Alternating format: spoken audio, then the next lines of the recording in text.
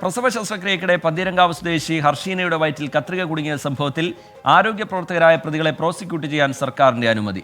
2 ഡോക്ടേഴ്സിനെയും നഴ്സസിനെയും prosecute ചെയ്യാനുള്ള അനുമതിയാണ് ആരോഗ്യവകുപ്പ് principal secretary നൽകിയത്.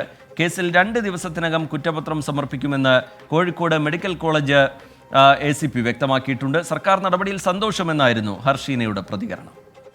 മാസങ്ങളോളം സഹിച്ച വേദന നീതി തേടി മഞ്ഞും വെയിലും കൊണ്ട് മെഡിക്കൽ കോളേജിന് മുന്നിൽ നടത്തിയ സമരം, പ്രതികളെ പ്രോസിക്യൂട്ട് ചെയ്യാനുള്ള അനുമതിക്കായി പിന്നെയും കാത്തിരിപ്പ്. ഒടുവിൽ ആ അനുമതി ലഭിച്ചതോടെ ഹർഷിന കേസിൽ കുറ്റപത്രം നൽകാൻ ഒരുങ്ങുകയാണ് പോലീസ്.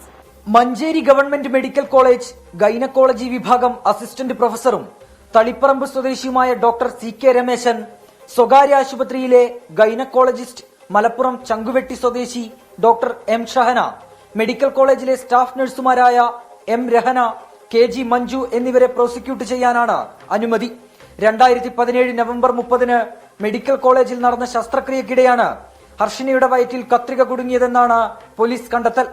കുറ്റക്കാർക്കെതിരെ നടപടി സ്വീകരിക്കണമെന്നാവശ്യപ്പെട്ട് കഴിഞ്ഞ March 1 Harshina Kozhikode city police കമ്മീഷണർക്ക് പരാതി നൽകുകയും തുടർന്ന് മെഡിക്കൽ കോളേജ് ACP അന്വേഷണം നടത്തുകയുമായിരുന്നു.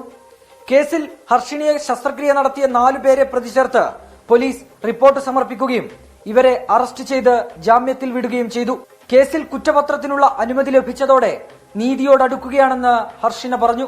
സർക്കാരിന്റെ ഭാഗത്തുനിന്നൊരു നീതി നമ്മൾ പ്രതീക്ഷിക്കുന്നു. അവസാനം നിയമ നടപടിയിലൂടെ നീതി ഉറപ്പാക്കുന്നുള്ള, അപ്പോൾ ആ ഒരു നിയമ നടപടിയിലൂടെ പോകാനുള്ള ആ ഒരു ഇതുകൂടെ തടസ്സത്തിലായിരുന്നു. അപ്പോൾ ഇത്രയും 2-3 മാസത്തോളമായല്ലോ സാങ്ഷന് വേണ്ടിയിട്ട് കൊടുത്തിട്ട്.